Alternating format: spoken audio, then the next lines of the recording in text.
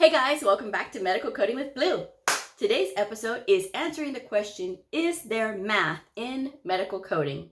If you are brand new to my channel, welcome. I am Blue, I'm a medical coder.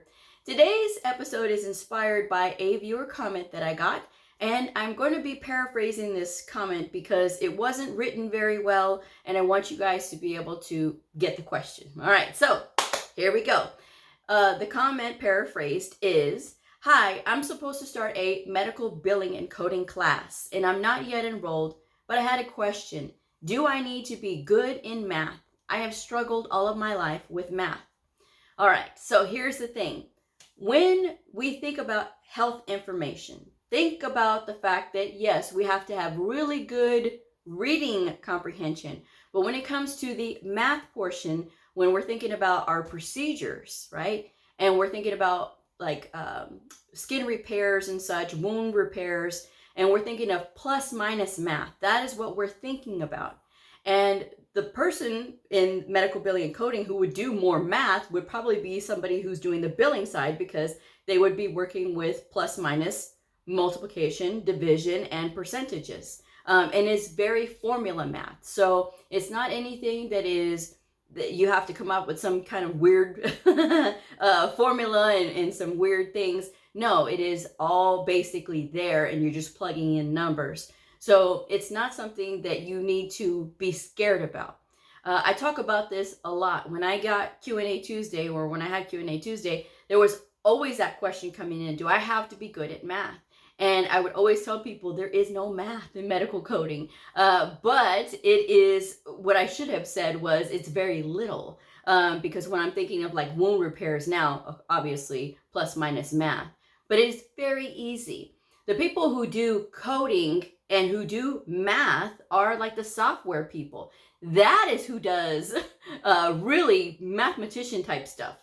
We as medical coders on the health information side, who are not even related to coders at all, or the coding, like software coding, we're not related in any way. That is why I will always say medical coder. That's why the title of my channel is Medical Coding with Blue, because I want to make that distinction, that my channel is about the health information side of the house, and not software coding, okay?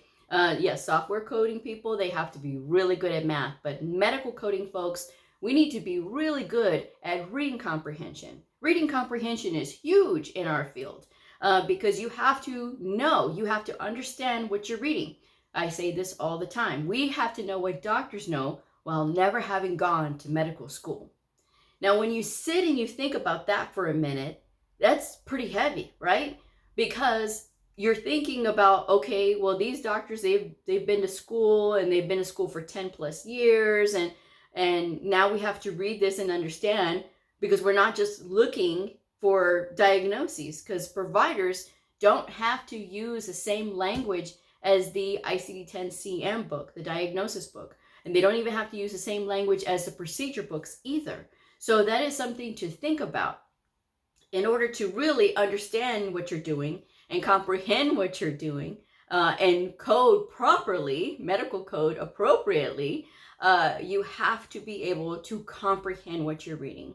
Math is just a minor thing when it comes to medical coding. So it should not scare you off. Sometimes people will get hung up on their fears that they hear about, and maybe makes them feel insecure, that maybe somebody told them, hey, yeah, it's a lot of math, but really not knowing.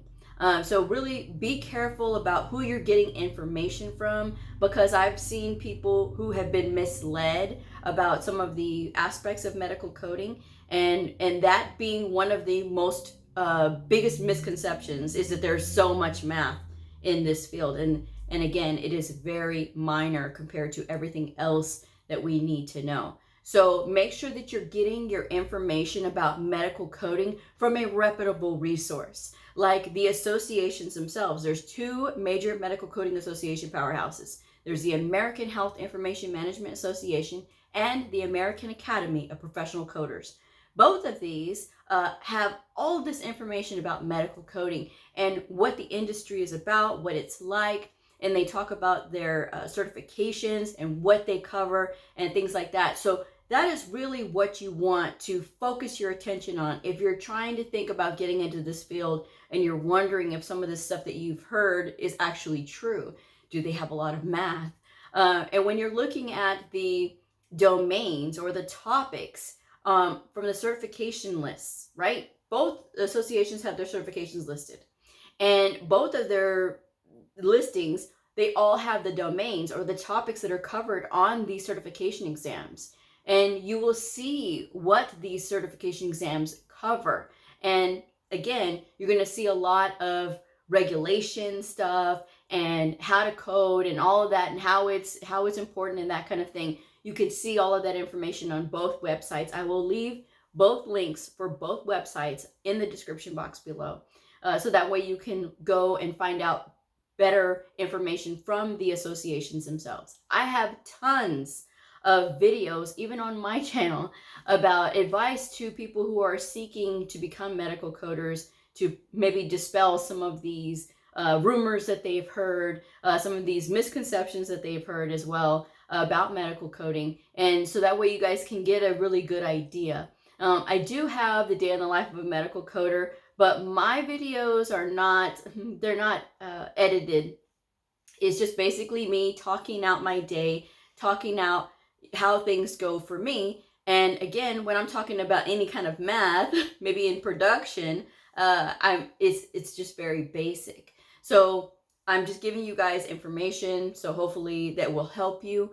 I like to do lives. I will not be doing a whole lot of lives this week, so just be patient with me. I got a lot of stuff going on this week, so a lot of these episodes will be pre-filmed. I will probably be back to lives next week, so be looking forward to that. But I hope you'll be tuning in the rest of this week. I have lots of advice videos out there, guys. If you're brand new, thinking about getting into this field, I tell you about some of the really good habits you should have, and I will be talking more about that this week as well. So that's something, if you're interested in that, please come back at 7:30 p.m. Central Standard Time is when I do my shows, whether I'm doing a pre-filmed show like today or whether I will be live. 7:30 p.m. is when I have my shows during the week. So yes, again, if this was something that you heard, that you heard that there was math, don't panic, guys. It is very basic. And in the grand scheme of things, anything that you should be scared of is probably other things, not this very minor thing of very little math, okay?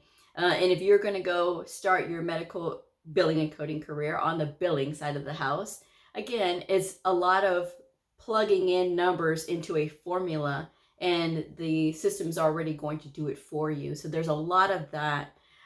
So you don't really have to worry. It's not anything that is too complicated, and you can always use a calculator, right? This is not Pythagorean theorem. This is not some advanced algebra. Again, it is very basic plus minus math. So that is my message for today. If you're interested in more exercises for medical coders, I hope you'll check out my Patreon channel. I have a Patreon channel. Patreon is a lot like YouTube, except that you pay to support the creator. There are no commercials on any of the content that I post on Patreon. I do a lot of worksheets. I do crossword puzzles and anatomy puzzles. So that way you guys can get some practice with that. A lot of the coding things that I talk about on Patreon are things that I come up with. I have critical thinking exercises, and I do 10-question coding quizzes as well. So if you're interested in that, the pledge minimum right now is $10 per month. And you don't have to pledge past a month, but you will get access to everything that I have posted. So it's plenty of really awesome content, if I do say so myself, designed to help you study, whether you are a brand new coder, a student, or a veteran coder. So again, I hope you'll check it out. And I will leave the link in the description box below. If you're interested in tutoring, I also offer tutoring as well. My rates will be in the description box too. So if you are getting ready to prep for your certification exam, the CCS, the CCA, the CCSP, or the CPC, I can help with that. Again, my contact is in the description box below. If you are going to sit for one of the degree certifications, the RHIA or the RHIT, that's a little out of my wheelhouse. So there's other alternatives for that. I'm on LinkedIn, finally, if you're interested. I am on LinkedIn at Medical Coding with Bleu. So if you're there, that's a great place for new medical coders to connect. That is a great place for veteran coders to connect. So, but yes, that is my message for today. So I hope I have helped you feel better that there is no math and there's not this complicated, crazy math in medical coding. It is more of reading comprehension. So I will see y'all again tomorrow. Like, subscribe, share, and I will see y'all on the next episode. Bye.